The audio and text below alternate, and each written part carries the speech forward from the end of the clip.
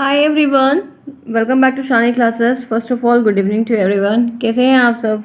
अच्छे होंगे, मज़े में होंगे। ये क्लास रिकॉर्डेड है, ठीक है, क्योंकि दोपहर में क्लास लाइव ली थी, टेस्ट करवाया था, तो दोनों मैनेज करना है। तो फर्स्ट सेमेस्टर का भी लेना है, काफ़ी कुछ है, तो थोड़ा समझिएगा, ठीक है। आपको क्लास मिल रही है वो इम्पोर्टेंट है। मैं ही बोल रही हूँ, मैं ही पढ़ा रही हूँ, ये भी आप मेरी वॉइस तो पहचानते ही हैं। आप सभी यहाँ पर आज जो चैप्टर देखने वाले हैं ये सस्ती की क्लास है, काफ़ी दिन बाद हो रही है, इसको भी कवर करना है, ठीक है। हम यहाँ पर चैप्टर 5 देखने वाले हैं। 4 चैप्टर हमने अच्छे से देख लिया है, जिससे क्वेश्चन बहुत ज़्यादा मात्रा में आते हैं, हिस्ट्री वाले सेक्शन ज़्यादा पूछे जाते हैं। यहाँ पर ये जो चैप्टर है, यहाँ पर हम विभिन्न धरातलीय कारक जो हैं, डिफरेंट लैंड फैक्टर्स जो हैं, पृथ्वी पे जो भूचाल आता है, पृथ्वी पे जो हलचल होती रहती है, उनके बारे में यहाँ पर हमको जानना है, वो क्या है, क्यों होता है, यही सारी चीज़ें, ठीक है। प्रश्न देखा गया है, ऐसा नहीं कि नहीं आता है, आता है। इसलिए यहाँ पर ये चैप्टर काफ़ी इंपॉर्टेंट है, ध्यान से देखिएगा, ध्यान से समझते हुए चलिएगा। चलिए आइए स्टार्ट करते हैं क्लास को, बिल्कुल भी डिले नहीं करेंगे। यहाँ पर हम टॉपिक पढ़ने वाले सबसे पहले यहाँ पर हमको फोर्स के बारे में पढ़ना है। इसके पहले मैं आपको कुछ बातें बताना चाहती हूँ, जैसे कि ये जो हलचल है, जो ये प्राकृतिक शक्तियाँ हैं, इन सब चीज़ों के बारे में पढ़ना है हमको, ठीक है। यहाँ पर जो चेंजेस हो रहे हैं, किस कारण हो रहे हैं, वो सब चीज़ों को जानने को मिलेगा। तो सबसे पहले यहाँ पर बात आ जाती है एक बल की, यानी कि फोर्स की, ठीक है। एक टाइप है यहाँ पे फोर्स, एक प्रकार से समझेंगे। ये जो बल है ये 2 प्रकार में डिवाइड होता है। एक को हम कहते हैं अंतर्जात बल, ठीक है, क्या कहते हैं? अंतर्जात बल। दूसरा जो होता है उसको बहिर्जात बल बोलते हैं, ठीक है, बहिर्जात बल। तो ध्यान रखिए, एक इंटीरियर होता है, एक एक्सटीरियर होता है। इंटीरियर जो पृथ्वी के धरातल के नीचे से लैंड के सरफेस पे जो होता है वो ऊपर की तरफ, वो ऊपर की तरफ एक्सटीरियर साइड पे। जो इंटीरियर साइड से होता है वहाँ से स्टार्ट होता है, वहाँ पर होता है, तो वो अंदर की तरफ होता है। यही थोड़ा सा फ़र्क है। ध्यान आपको क्या रखना है कि एक फोर्स है, वो फोर्स 2 कैटेगरी में डिवाइड हो गई, एक इंटीरियर डिवाइड हो गई है, एक एक्सटीरियर डिवाइड हो गई है, ठीक है। तो यहाँ पर हम एक एक को ध्यान से देखेंगे। अब आपको बता देती हूँ, यहाँ पर ये जो अंतर्जात बल है, एक टाइप है अंतर्जात बल जिसको एंडोजेनेटिक फोर्स बोलते हैं इंग्लिश में, ठीक है। अब इसके अंदर बहुत सारी चीज़ें आ जाएंगी, जैसे इसी के अंदर यहाँ पे जो है आप कह सकते हैं कि जो है ये एक पटल विरूपणी करके होता है कि एक लेयर में चेंजेस आते हैं, वो आएंगे। आकस्मिक जो परिवर्तन आते हैं वो देखने को आएंगे। इसी में ज्वालामुखी भी आएगा, इसी में विस्फोट भी आएगा, इसी में जो है भूकंप भी आएगा, इसी में पर्वत का निर्माण भी होगा, इसी में महाद्वीप का जो महाद्वीप बनते हैं वो भी इसी में बनेंगे। तो ये सब चीज़ें इसमें ही देखने को मिली हुई हैं, ठीक है। तो ये इंटीरियर फोर्सेस में, इंडोजेनेटिक फोर्स में है। और जो एक्सटीरियर मैंने आपको बताया था उसमें अपक्षय आएगा, उसमें अपर्दन आएगा। अपक्षय और अपर्दन मैंने आपको कई बार कई क्लासेस में पढ़ाया है, वो सारी चीज़ें आएंगी। उसमें जो है भौतिक, रासायनिक और जो जैविक कारक हैं वो सारे फैक्टर्स उसमें आएंगे। बहिर्जात वाले में क्या आता है? लहरें आती हैं, ठीक है। लहर के बारे में, पवन के बारे में, जल के बारे में ज़्यादा हमको देखने को मिलता है। तो दोनों कैटेगरी डिवाइड की गई है, हम एक एक को देखेंगे ध्यान से। आइए स्टार्ट करते हैं। यहाँ पर आपको मैंने थोड़ा सा बताया कि क्या चीज़ें कैसी हैं, क्या क्या इसमें आएगा, ठीक है। प्रश्न आता है, ध्यान से देखिएगा। पहला टॉपिक है अंतर्जात बल, इंडोजेनेटिक फोर्स, ठीक है। अंतर्जात बल के द्वारा पृथ्वी पर विषमताओं का, इनइक्वलिटीज का निर्माण होता है। ढेर सारी आपदाएं विपदाएं जितनी भी हैं इसी बल के कारण कह सकते हैं कि क्रिएट होना स्टार्ट होती हैं ये, ठीक है। अंतर्जात बल पृथ्वी के अंदर से उत्पन्न बल के द्वारा पृथ्वी पर विषमताओं का सृजन करता है। ये पृथ्वी के अंदर से, पृथ्वी के इनर सेक्शन से, अंदर के पार्ट से ये ओरिजिनेट होता है, वहीं से शुरू होता है। इसके अंतर्गत हमको भूकंप को देखने मिलेगा, अर्थक्वेक्स मिलेंगे। इसके अंदर हमको सुनामी मिलेगी, इसी के अंदर हमको वोल्केनो, ज्वालामुखी मिलेगी। ये सब इसी इंडोजेनेटिक फोर्स के कारण होते हैं, इन्हीं के अंतर्गत आते हैं। अंतर्जात बल को भी हम बहुत सारे फर्दर सेक्शन में डिवाइड करते हैं, ठीक है। इनको भी हम 2 मेन सेक्शन में डिवाइड कर देते हैं। यहाँ पर ही बताया जा रहा है कि 2 भागों में इनको डिवाइड किया जाता है। एक भाग जो होता है वो होता है पटल विरूपणी बल। क्या होता है? उसको कहते हैं पटल विरूपणी बल, ठीक है। और दूसरा जो होता है उसको कहते हैं आकस्मिक बल, ठीक है, जो अचानक आता है, सडनली। इस पटल विरूपणी को दीर्घकालिक भी कहते हैं, ठीक है। तो यहाँ पर जो बात हो रही है अंतर्जात बल की, इसके बारे में बता दूं कि जो चेंजेस आ रहे हैं, जो ये विभिन्न स्थलों पर निर्माण हो रहा है, ये चीज़ें जो ख़राब हो रही हैं, जो ये उथल पुथल मच रही है, वो इन्हीं सारी फोर्सेस के कारण क्रिएट होती है। अब इन्हीं फोर्सेस को, इन्हीं बल को दो कैटेगरी में डिवाइड कर दिया गया। आइए देखते हैं वो कैटेगरी के बारे में। पहला है आकस्मिक बल, ठीक है, सडन फोर्स। ये क्या होती है, आइए इनको जानते हैं। यहाँ पर है, इस बल से भूपटल पर विनाशकारी घटनाओं का आकस्मिक आगमन होता है। इस फोर्स से, सडन फोर्स से भूपटल पर, अर्थ सरफेस पर एक कह सकते हैं कि विनाशकारी घटनाएं सडनली होती हैं, अचानक से होती हैं। जैसे भूकंप, बताकर थोड़ी आता है कि भूकंप आने वाला है। सुनामी है, बताकर नहीं आती। ज्वालामुखी है, ये विस्फोट हो जाता है। तो जो चीज़ें ऑल ऑफ सडन हो जाती हैं, जो पहले से नहीं पता रहती हैं, वो इन्हीं फोर्सेस के कारण होती हैं। दूसरा दीर्घकालिक, इसको हम पटल विरूपणी भी कहते हैं, दीर्घकालिक भी कहते हैं, लॉन्ग टर्म फोर्स, ठीक है।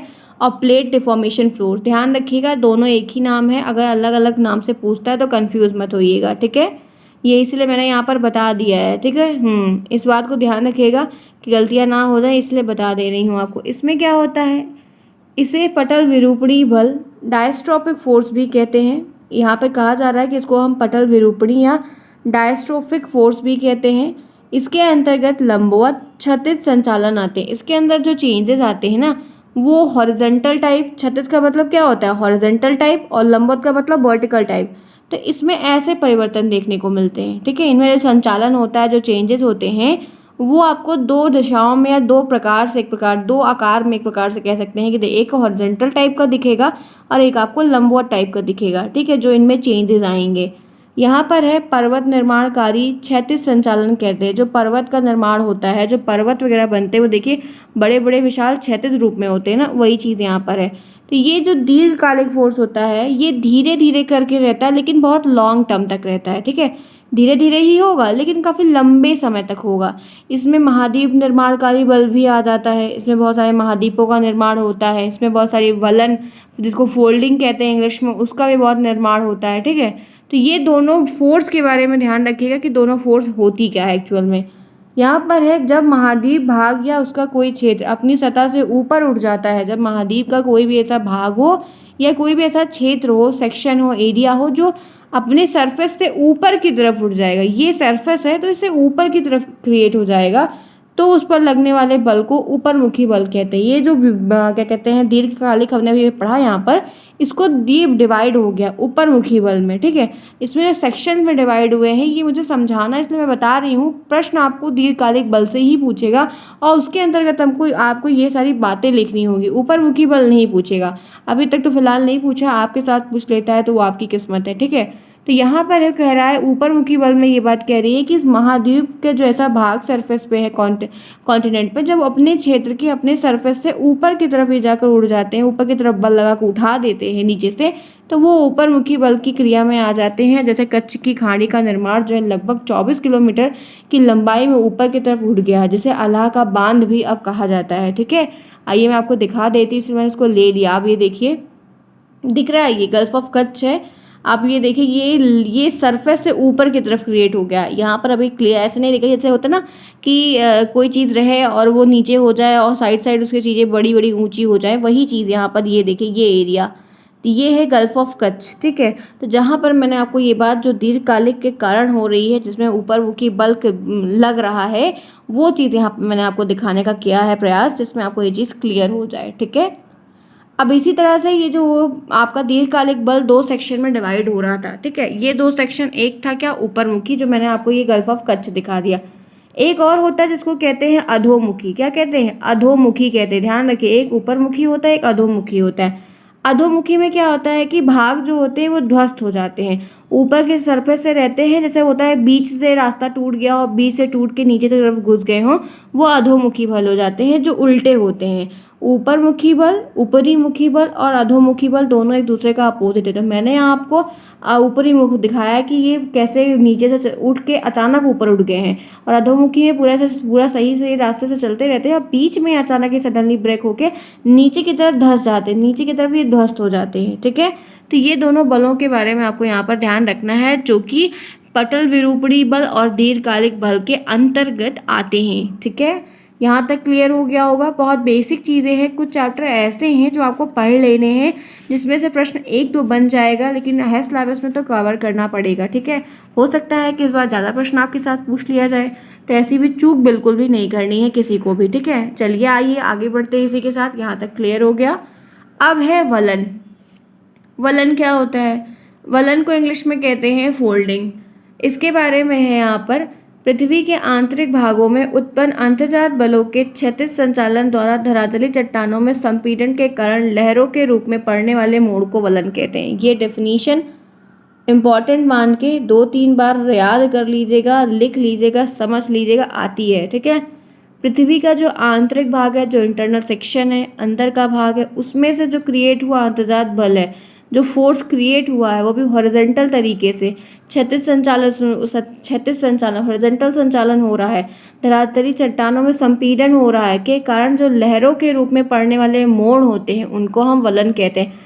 कुछ आप देख सकते हैं, आपने देखा होगा, ये कुछ इस तरीके से रहते हैं। ठीक है, अगर वलन आता है कि वलन क्या है, वलन बताइए, तो आप ऐसे फिर डायग्राम भी बना दीजिएगा। ठीक है, आप सोचिएगा नहीं कि आपको वो बोलेगा तभी आप डायग्राम बनाएंगे, तो आप ऐसे बना सकते हैं। ठीक है, तो यही है वलन, यही कहलाता है क्या, इसको इंग्लिश में कहते हैं फोल्डिंग। ध्यान रखिएगा।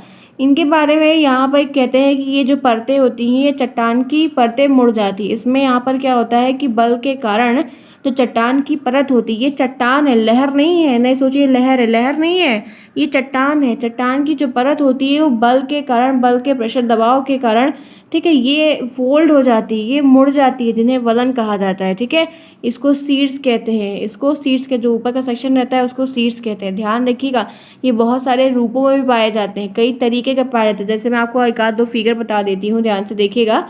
एक तो ये इस तरीका कुछ पाया जाता है जिसको हम सम्मित वलन कहते हैं। ठीक है, सम्मित वलन कहते हैं या सरल वलन भी कहते हैं। एक ऐसे पाया जाता है, थोड़ा ऐसे एकदम चिपका चिपका जिगजैग टाइप का जैसे रहता है, तो इसको कहते हैं असीमित वलन। ठीक है, और एक और पाया जाता है जो आप कह सकते हैं कि थोड़ा दूर दूर फैलाव में रहता है, कुछ ऐसे टाइप का रहता है, बड़ा बड़ा सा। ठीक है, कई तरीके के पाए जाते हैं, इस बात को ध्यान रखिएगा। वलन क्या होता है, ये प्रश्न एक बार पूछा गया है, इसीलिए मैंने आपको बता दिया कि चट्टानों की जो मुड़ी हुई परत होती है, जिसके कारण इसको वलन कहा जाता है, और ये भी बल और दबाव के कारण मुड़ जाती है, कह सकते हैं कि घूम जाती है। ठीक है, जितना सी चीज़ सिलेबस में दी गई वो पूरा कवरअप करवाऊंगी, बताऊंगी, बस ध्यान से सुने रहिएगा। जिन्होंने मेरी क्लास को सुना है अच्छे से, चाहे नोट्स बनाया हो चाहे ना बनाया हो, अच्छे से नोट्स को सुना है, क्वेश्चन जो करवा रही वो किया है, सीरीज को पढ़ा है, आराम से सब कुछ बढ़िया हो जाएगा। लेकिन हाँ, लिखना अपने ऊपर रहेगा। अगर आप नहीं लिख कर आएंगे, सब पढ़ के भी गए हैं, सब आता है, वहाँ नहीं लिख के आएंगे, तो फिर आप रिस्पॉन्सिबल होंगे, इस बात को ध्यान रखिएगा। ठीक है, मैं तो आपको गाइड करूँगी, आपका हाथ पकड़ के आपको लिखना आपको होगा, मैं तो सिर्फ रास्ता दिखा दूंगी, ये कर लो, ये कर लो, ये बेस्ट है। ठीक है, जितना मेरा दायित्व, मैं अपनी रिस्पॉन्सिबिलिटी से नहीं मुकरूंगी। ठीक, इतना बाल विकास और शिक्षण अधिगम पढ़ते पढ़ते तो आइडिया हो ही गया कि कितनी रिस्पॉन्सिबिलिटी मेरी है। चले आगे, यहाँ तक समझ में आया होगा ना। देखिए, बताया आपको बहुत ही साधारण तरीके से। अब ये जो हमने बातें इतनी पढ़ी है ना, ये सब दीर्घकालिक के अंतर्गत आती है। ये जितनी भी बातें वलन की हमने पढ़ी, आपको मैंने बताई, ऊपरमुखी पढ़ा, अधोमुखी पढ़ा, ये सब इसके अंतर्गत आता है। अब थोड़ी बातें इनकी भी कर लेते हैं, ये भी तो हैं। अब इनके बारे में आइए जानते हैं। एक टॉपिक 2 टॉपिक में डिवाइड हुआ, उसके जो सब टॉपिक्स थे वो भी बता दिया। अब इसमें चलते हैं दूसरे मेन टॉपिक की तरफ, उसमें क्या है ये बात को जानते हैं। जो आकस्मिक बल है उसी के अंतर्गत क्या आता है क्या, ये ज्वालामुखी, ऊपर ही बताया मैंने आपको, तो इसको कहते हैं एक्सीडेंटल फोर्स। ठीक है, इसमें क्या होता है, ये जो एक्सीडेंटल फोर्स होता है ना, ये बहुत ही अचानक आता है, ऑल ऑफ सडन आता है, बिना बताए मेहमान की तरह ही पहुंच जाता है। इसमें बहुत ज़्यादा ही इंटेंसिटी होती, तीव्रता इनकी बहुत ज़्यादा हाई होती है, और इनका जो प्रभाव होता है ना वो अल्पकाल के लिए होता है। आकस्मिक रहते हैं, कम समय के लिए रहते हैं। आकस्मिक रहते हैं, इनका जो टाइम मतलब जो इफेक्ट्स रहता है, कोई चीज़ घटित हो तो उसका जो प्रभाव रहता है वो इनका कम समय के लिए रहता है। ठीक है, कम देर के लिए रहते हैं। इसमें आ जाएगा ज्वालामुखी। अब ज्वालामुखी को इंग्लिश में क्या कहते हैं, वोल्केनो कहते हैं। इनके बारे में आप जानते हैं, बहुत अच्छे से जानते हैं, क्या होता है, कैसे होता है। हम यहाँ पे छोटा सा देखेंगे संक्षिप्त में, आप इसको अपने तरीके से आता है प्रश्न, ज्वालामुखी क्या होता है, ज्वालामुखी कैसे क्रिएट होता है, ज्वालामुखी कैसे निर्माण होता है, ज्वालामुखी से आप क्या समझते हैं, सब आएगा। इतना ध्यान रखिएगा, प्रश्न आएगा। और वोल्केनो जैसी चीज़ें तो आपको लिखनी पड़ेगी। यहाँ पर कहा जा रहा है कि ज्वालामुखी वह विवर या छिद्र है, एक ऐसा विवर है या छिद्र है यानी कि होल है जिससे लावा, राख, गैस, जलवाष्प का उजागर होता है। जिसमें से लावा निकलेगा, राख निकलेगी, गैस निकलेगी, जलवाष्प उसका उजागर होगा, वहाँ से निकलेंगे ये। ठीक है, इसमें टुकड़े भी निकलेंगे, जैसे सेल के पदार्थ हैं, सेल के टुकड़े हैं, ये सारी चीज़ें गरम गरम गैस हैं। ये धीरे धीरे तेजी से उद्गार के समय वहाँ पर जब वो फटता है, बूम कर जाता है, तो ये वहाँ से उस समय वहाँ से निकलने लगते हैं। ज्वालामुखी की क्रिया में पृथ्वी के आंतरिक भाग, जब ज्वालामुखी का कार्य ये होता रहता है, ज्वालामुखी विस्फोट होता है, तो जो इंटरनल भाग है जिसमें मैग्मा और गैस के निर्माण से पृथ्वी के भूपर्वटी पर आने वाला लावा, जो पृथ्वी के सरफेस पर, अर्थ सरफेस ऊपर की जो परत होती है उस पर आने वाले जो लावा होते हैं, इससे हुए स्थलाकृतियों का निर्माण हो जाता है। वो धीरे धीरे वहाँ पर रह के जमने लगते हैं और वहाँ पर वो स्थलाकृति के रूप में निर्मित हो जाते हैं। मैग्मा में सिलिका की मात्रा अधिक होती है, जो मैग्मा व लावा सब जो निकलता है उसमें सिलिका की जो मात्रा होती है वो सबसे ज़्यादा पाई जाती है। और ज्वालामुखी की जो विस्फोटता भी निर्धारित होती है, इसी सिलिका के कारण इसकी विस्फोटता भी निर्धारित हो जाती है। जब इसकी मात्रा ज़्यादा हो जाएगी तो ये विस्फोट के कगार पर रहता है। जब सिलिका की मात्रा कम रहती है तब उद्गार प्रायः शांत होता है। जब सिलिका जो है कम बना रहेगा, सिलिका की मात्रा कम रहेगी, उसकी प्रेजेंस वहाँ पर कम रहेगी, तो बहुत कम चांसेस है कि ज्वालामुखी विस्फोट हो जाएगा। अदरवाइज ये आपको अगर मात्रा ज़्यादा है तो विस्फोट होने की चांसेस ज़्यादा दिखती है। वही सिलिका की मात्रा अधिक रहेगी तो ये विस्फोट है। मैंने फिलहाल कभी देखा नहीं है, अगर मुझे कभी मौका मिला तो मैं दूर से ही चाहे लेकिन देखूंगी एक बार ज़रूर। ठीक है, तो ये सब चीज़ें आपको देख सकते हैं यहाँ पर। आपको इसके बारे में इतनी चीज़ें यहाँ पर पता है। इसमें क्या कहा जाता है कि जो पदार्थ निकल के आ रहा है वो धीरे लिक्विड फॉर्म में रहता है ना, वो बहते बहते हुए आता है, फिर ठंडा होता है, फिर वो जम जाता है। यही सब चीज़ें आपको मैंने सेल जब पढ़ाया तो पढ़ाया था ना, बताया था कि नहीं बताया था? ये सारी चीज़ें मैंने आपको यहाँ पर बहुत आराम से बताई थी कि मैग्मा निकलेगा, लावा निकलेगा, वो बह बह कर आएगा, परतदार बन जाता है, क्योंकि एक बार आया, गिरा, ठंडा हो गया, फिर ऊपर से गिर के आ रहा है, तो होता है ना इसी तरीके से। तो ज्वालामुखी समझ में आया ही होगा, ज्वालामुखी क्या है, क्या क्या उसमें निकलता है, जो पदार्थ उसमें निकलते हैं, मिलते हैं, उसके प्रश्न आते हैं। ये देखिए, देखने में तो बड़ा अजीब सा लगता है, मतलब भयानक टाइप का। अब रियल लाइफ में तो फिलहाल नहीं देखा है मैंने कैसे है, आप देख सकते हैं कितना अजीब है, विचित्र टाइप का है। वैसे भी अलग एरियाज़ में ये सब लगभग देखने को मिलते हैं। तो यहाँ पर आप देख सकते हैं कि कैसा है ये। आपको प्रश्न आएगा तो छोटा सा ऐसे बना भी दीजिएगा पेन से, कोई दिक्कत नहीं है। अब यहाँ पे प्रकार भी देख लेते हैं। प्रकार क्या है? 3 प्रकार इनके मेनली देखने को मिले हैं। एक होता है सक्रिय ज्वालामुखी, एक्टिव वॉल्केनो। एक होता है सुषुप्त वॉल्केनो जो शांत है। एक मृत है जो डेड हो गया है। ठीक है, तो 3 प्रकार के वॉल्केनो होते हैं। कितने प्रकार की ज्वालामुखी है? 3। ऑब्जेक्टिव प्रश्न बनेगा, वस्तुनिष्ठ प्रश्न बनेगा 1 नंबर का, ध्यान रखिएगा। अतिलघुत्तरीय बन सकता है जिसमें आपको ये तीनों नाम लिखने को आ सकता है, तो ध्यान रखिएगा, गलती मत करिएगा, बहुत बेसिक तरीका है। ठीक है, सक्रिय ज्वालामुखी क्या होता है? सक्रिय ज्वालामुखी क्या होता है? तो आप कहेंगे कि वे ज्वालामुखी जिनमें समय समय पर उद्गार होता रहता है। ठीक है, टाइम इंटरवल टाइम पे इसमें जो है उद्गार होता रहता है। अथवा ये कह सकते हैं कि वर्तमान समय में, प्रेजेंट टाइम में जिसमें उद्गार हो रहा है अभी भी, वो होते हैं सक्रिय ज्वालामुखी। इसमें भी वही चीज़ है, लावा, गैस, राख, धूल कण, ये सबका रिसाव होता रहता है। ठीक है, ये चीज़ देखने को माउंट स्ट्रोम्बोली जो भूमध्य सागर के प्रकाश में स्तंभ है, वहाँ पर ये लगभग देखने, उस एरिया में बहुत ज़्यादा देखने को मिलते हैं। ठीक है, बहुत ज़्यादा देखने को मिलते हैं, ये सब देखने को काफ़ी ज़्यादा है, जो एक्टिव के रूप में है। ठीक है, ध्यान रखिएगा। फिर प्रक्षुप्त है, जो सुषुप्त है। ठीक है, इसमें क्या होता है? ये वर्तमान काल में उद्गार नहीं होते, मतलब ये है कि ये हैं तो, लेकिन शांत बैठे हैं, इनका कोई फुटाव नहीं हुआ है, विस्फोट नहीं हुआ है, ये अभी यहाँ पर एकदम शांत बैठे हुए हैं। ठीक है, ये कभी कभी सुषुप्त का मतलब क्या होता है पता है? जैसे रहते रहते होता था कि अचानक बंद से बंदर बैठा है। ठीक है, बंदर अक्सर आता है, देखिए बैठा रहता है नहीं, लेकिन वो झपट्टा अचानक मार देता है, अक्सर ऐसा होता है देखने को। तो वही चीज़ इनमें होती है, ये शांत है, शांत है, शांत है, लोगों को लग रहा है नहीं नहीं कुछ नहीं हुआ, लेकिन ये अचानक जो है हो जाते हैं। तो यहाँ पर ध्यान रखिए, जापान में जो है लगभग इसी टाइप को देखने को मिलता है, जो फ्यूजियामा कहा जाता है, जापान का फ्यूजियामा, दक्षिण अमेरिका का कोटोपैक्सी, ये सब वही है। ठीक है, ये सब तो क्या है? सुषुप्त ज्वालामुखी है। तो ध्यान रखिएगा, प्रश्न आएगा, इस बात को ध्यान रखिएगा, बता रही हूँ। फिर है मृत वाला, जो एकदम मृत है, डेड डिकेइंग है। तो इसमें क्या है? ये ऐसे होते हैं जो है कोई ना उद्गार हो रहा है और ना ही होने की कोई संभावना है, ना तो ये विस्फोट हुए हैं बहुत सालों से और ना ही कोई चांसेस दिख रहे कि ये विस्फोट होंगे। ठीक है, तो यहाँ पर ये सारी चीज़ें देखने को मिलती हैं, आपको ध्यान रखना होगा, आपको बताना भी होगा, प्रश्न आएगा। ठीक, क्लियर हो गया यहाँ तक? समझ में आया ना? प्रकार बता दिया ज्वालामुखी का, प्रकार क्या है, क्या क्या होता है, क्या क्या निकलता है, सब कुछ बता दिया क्लियर तरीके से। चलें आगे, चलिए। अच्छा, ये पदार्थ लिखा हुआ है, ये प्रश्न आता है इसीलिए ले लिया था मैंने। ज्वालामुखी से निकलने वाले पदार्थ में ज्वालामुखी का उद्गार, यहाँ पे लैपिली पता नहीं क्या था वो निकलता है, ठीक है। राख, लावा, जो जो आपको याद रहेगा आप लिख दीजिएगा, ठीक है, कोई दिक्कत नहीं, जरूरी नहीं यही लिखिए। नेक्स्ट, भूकंप क्या है?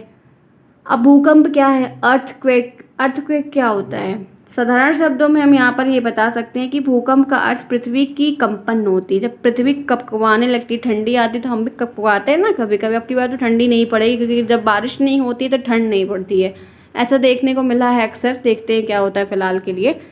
तो यहाँ पर क्या कहा जा रहा है कि यह एक प्राकृतिक घटना है, ये एक नेचुरल प्रोसेस है, ठीक है, सभी को पता है। नेचुरल चीज़ें हैं जिसमें पृथ्वी के अंदर से ऊर्जा निकलने के कारण तरंगें उत्पन्न होती हैं जो सभी दिशाओं में फैलकर पृथ्वी को कंपित करती हैं। इसमें होता क्या है? पृथ्वी के अंदर ऊर्जा निकलती है, ऊर्जा होती है, तभी तो विस्फोट हो रहा था। तो निकलने के कारण क्या होती है? तरंगें क्रिएट होती हैं। तरंगें क्रिएट होने से क्या होता है कि ये सारी दिशाओं में फैल जाती हैं, जहाँ से ये कंपन जो है, हलचल जो है वो क्रिएट हो जाती है, ठीक है।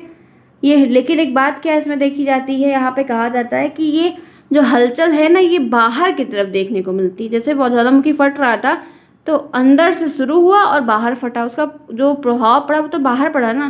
तो वही भूकंप में है, शुरुआत अंदर से होती है लेकिन उसका प्रभाव बाहर पड़ता है।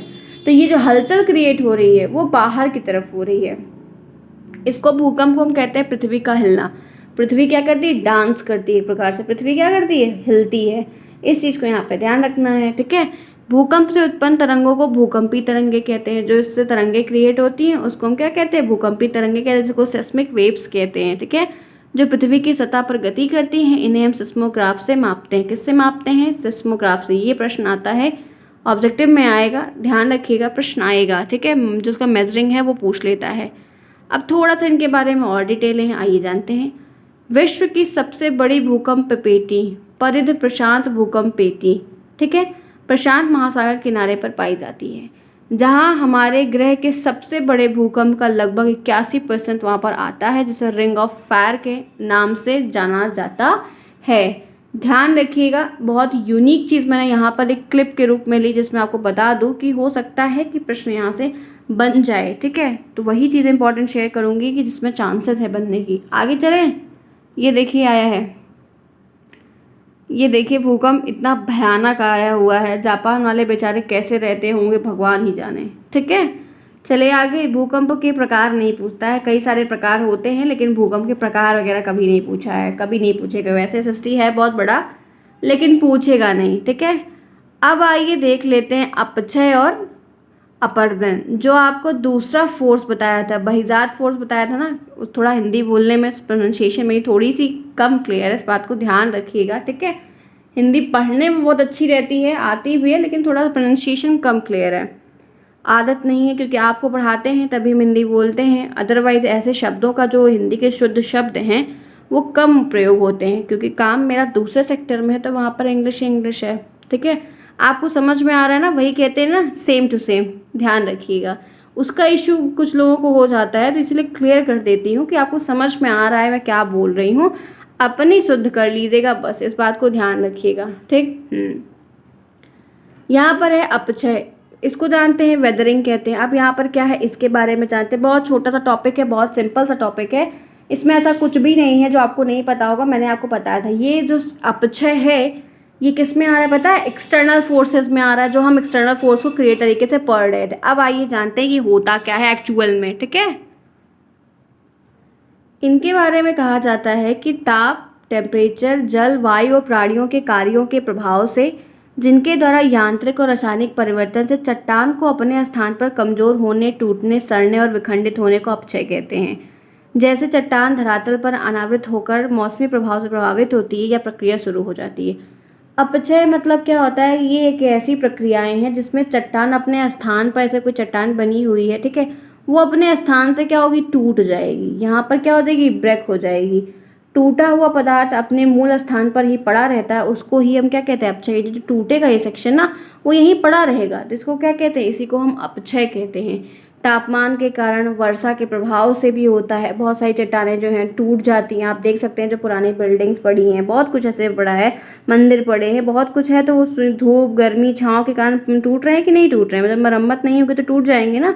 तो वही चीज़ यही है अपक्षय। ठीक है, तो इनमें अपक्षय में आपको कई सारी बातें लेके आएगा। अपक्षय आता है, ध्यान रखिएगा, ये जो अपक्षय है ये पूछा जाता है, इस बात को ध्यान रखिएगा, आपको लिखना होगा। ठीक है, बिल्कुल भी बस सोचिएगा कि नहीं आएगा, ये इस बात को ध्यान रखिए। ये देखिए मैंने इमेज भी यहाँ पर ली हुई है, आप देख सकते हैं, ये देखिए, आप ये देखिए कैसे हो रहा है, ये पूरा बना हुआ था, हो सकता है इधर ज्वाइंट भी रहा होगा, लेकिन ये यहाँ से देखिए, ये ऊपर अभी पूरा शेडेड बना हुआ, लेकिन यहाँ से खाली हो रहा है ना। तो यही है, देख लीजिए क्लियर हो गया कि नहीं, देखिए बीच का यहाँ पे गायब हो गया है।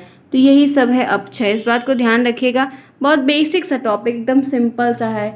ये किस कारण जो होता है, यहाँ पे आपको ताप, वर्षा, इन ये कारण के कारण जो होता है, जिस वजह से होता है, कारण हो सकता है कि किस कारण से अपक्षय होता है, तो आपको बताना होगा। ठीक है, जैविक कारक भी इसमें इन्वॉल्व रहते हैं, फिजिकल भी रहते हैं, मतलब फिजिकली भौतिक चीज़ें भी इसमें इन्वॉल्व रहती है, केमिकल भी किए जाते हैं, केमिकली प्रयोग भी किया जाता है, तो इन सबको ध्यान रखिएगा। ठीक है, इससे बहुत प्रभाव पड़ता है, चट्टानों की प्रकृति जो आकृति वो खराब हो जाती है, भूमि में ढलान भी देखने को बहुत मिलती है। ठीक है, वनस्पति भी बहुत ज़्यादा ही खराब हो जाती है, तो दोनों इन सबसे बहुत प्रभाव भी पड़ता है, ये सारी चीज़ें देखने को मिलती हैं।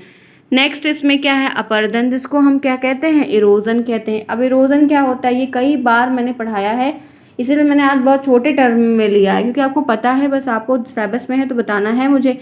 यहाँ पर क्या है, अपचित पदार्थों का अन्यत्र स्थानांतर अपरदन, जो पदार्थ वहाँ पर टूटा हुआ था ना, इसमें क्या होता है, वो यहाँ अगर टूटा है तो बह कर वो वहाँ चला जाएगा, यही होता है इरोजन। ठीक है, इसमें छोटे छोटे टुकड़ों में, ये छोटा छोटा टुकड़े के खंडों में ऐसे टूट जाता है, और गतिवाही शक्तियों के, मतलब हवा, धूप, पानी, इन सब के कारण ये यहाँ से टूटा है, तो ये यहाँ आके कहीं आपको दिखेगा। तो ये एक स्थान से क्या होता है, दूसरे स्थान पर वहाँ पर मिलता है, और जो आपको मैंने अभी अपक्षय बताया, वो जहाँ गिरा रहेगा वो वहीं का वहीं पड़ा रहेगा, वहाँ से रिमूव नहीं होगा, हटेगा नहीं। तो इसमें ये हटता कैसे है, पानी बरसता है, हवाएं चलती हैं, लहरें आती हैं, बहुत कुछ होता है, जिसके कारण ये वहाँ से लेके वहाँ तक ये प्रभावित हो जाते हैं, मतलब प्रवाहित हो जाते हैं, हट जाते हैं, एक दूसरे से, एक प्लेस से दूसरे स्थान पर चले जाते हैं हवाओं के कारण। ठीक है, तो यही चीज़ आपको देखनी है। लहरों के कारण मलबा जो बहकर आता है, बहुत सारे लोग देखेंगे जो पानी में कुछ डूबे रहते हैं, पिक्चरों में दिखाते हैं ना, बहकर यहाँ से वहाँ पहुँच जाते हैं, तो ये सब कैसे होता है, बहुत सारी चीज़ें, पानी, लहर, हवा, इन सब चीज़ों के कारण ये एक किनारे से बहकर दूसरे किनारे पर जाकर पहुँच जाते हैं। ठीक है, तो यही है इरोजन। तो समझ में आया, क्लियर हुआ। आज की ये क्लास रही यहीं तक। हमने आपको दोनों फोर्सेस के बारे में बताया, ज्वालामुखी बताया, भूकंप बताया, और आपको हर एक चीज़ जितना भी आपके चैप्टर 5th में था उतना क्लियर किया। आपके चैप्टर 5th में इससे ज़्यादा कुछ भी नहीं है, और आपको प्रश्न भी नहीं आने वाला है। ठीक है, तो चैप्टर 5th इसी क्लास में यहीं पे होता है ओवर। मैंने इसको अच्छे से पढ़ा दिया, आपको बता दिया, समझा दिया। अब हम नेक्स्ट क्लास जब करेंगे तो चैप्टर 6 करेंगे, जो कि ज्योग्राफी का एक सेक्शन है। उसके बाद जो हम स्टार्ट करेंगे, तीसरी क्लास जब आप करेंगे तो हम स्टार्ट करेंगे इसको, पॉलिटी को, जिसमें हम कॉन्स्टिट्यूशन के बारे में पढ़ेंगे। तो हमारा हाथ में कंट्रोल में प्रकार से SST भी आ चुका है, ध्यान से करना है, कोई दिक्कत नहीं है, बहुत समय है, सब कुछ करवा दूँगी। एक में आपका टेस्ट भी करवा रही हूँ और एक में आपको थ्योरी भी कंप्लीट करवा रही हूँ। तो हमारी गाड़ी पटरी पे है, हम आराम से कर ले जाएंगे, बस आपको साथ कर देना है मेरा, और मल्टीपल टाइम रिवाइज करना है, अच्छे से खूब बढ़िया मेहनत करनी है। कोई डाउट होता है तो कमेंट बॉक्स में बी फ्रैंकली आप मुझसे पूछ लीजिएगा, मैं आपको क्लियर तरीके से बता दूंगी। नेक्स्ट क्लास में मिलते हैं, तब तक के लिए take care, thanks for watching to everyone.